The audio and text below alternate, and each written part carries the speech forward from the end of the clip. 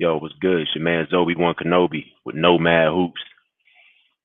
Man, I've been waiting to do this for a long time, very long time actually. You know, first thing is, a nomad. A nomad is an individual that travels from place to place that has no home, right? So, nomad hoops, basically, a nomad hooper is an individual that doesn't have a home court. We have no home courts, but we'll take yours. So, wherever we go to get them buckets is where we're going to be to get them buckets. If we're invited into your home to get buckets, we're going to come into your house and get those buckets, you know. But also about Nomad Hoops, it's about glorifying players that don't get the opportunity or the chance to really be seen out in the public's eye.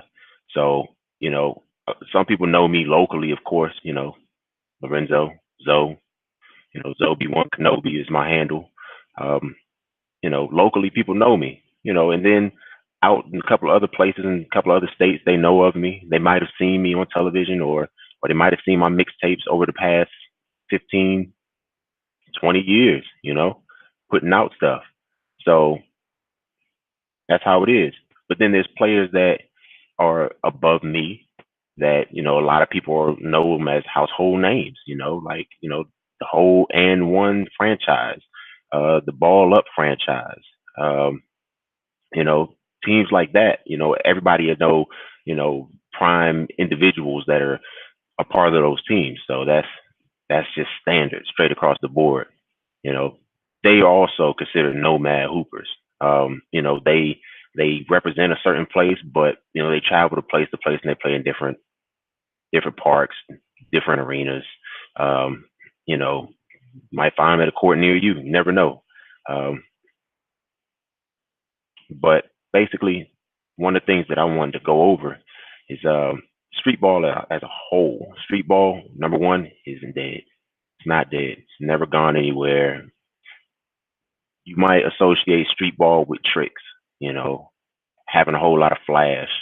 And yeah, that's what we put in the videos and mixtapes, mixtapes itself, think about it. So you watch a mixtape from hoopsmixtape.com or the Mars Reel or you might watch Ball is Life. I remember when all those things first started. It was definitely about having a player do multiple things. Actually, they didn't back in the day. Mixtapes did not start out with players being centralized as the individual that they're recording. The mixtapes were recorded solely off of just the game that was going on. Whatever happened in the video that was hot got cut and added to the clips, added to the track. So that's how mixtapes really came about. And then, you had players that were just, game changers, people that people wanted to just sit there and just watch that just, people came to come watch that individual in a park. Kind of like Rafe, man. Skip to my Lou. That's exactly what it was. That first mixtape was a collection of different games that he played in tournaments, leagues, high school, and they put it all together. And there was the creation of and one mixtape volume one. It was dope, man. I mean, like it was game changing. I was in 10th grade when that joint came out, man. So we talking like what? Uh shoot, man, 98, yo. It came out in like 98, 99.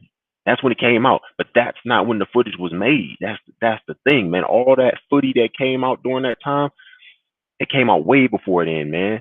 Like it was just super dope, man. Like there was no YouTube, yo. There was no YouTube when this stuff was recorded. So like there's people out there that have video footage at home right now that people have never seen, you know.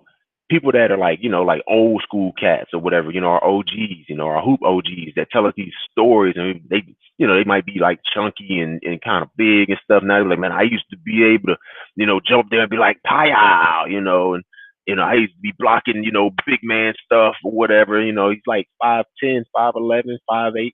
People didn't believe that type of stuff, and it's still hard to believe. But you had people like like um like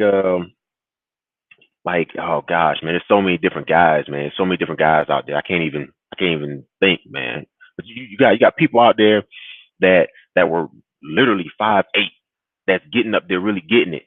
And when YouTube came about, you know, you had to be fortunate enough to not only have a YouTube account, you had to have a computer in your house or knew somebody that had a computer. Then before that, you had to have a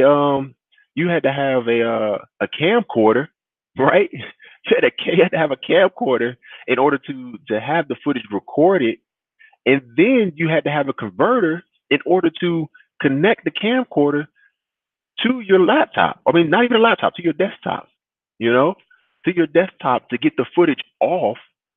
And then you had to use some type of editing software that people didn't have to cut it up to then add it. I mean, my first mixtape that I ever made, Given the Business Volume 1, is a collection of videos from 98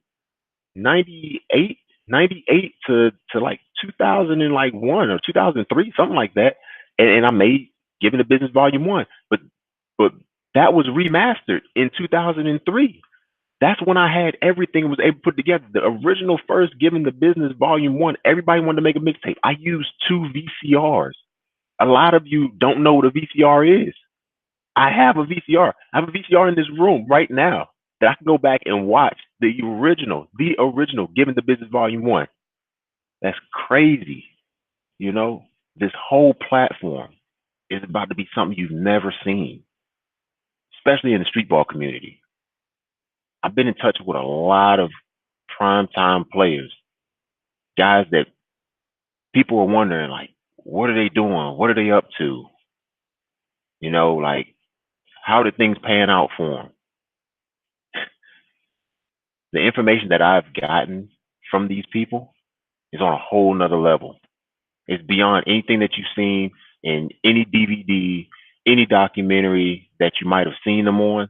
To speak to them today in modern day time about things that they've encountered in the past, it's wild. But this channel isn't just about talking about, you know, the high level of street ball.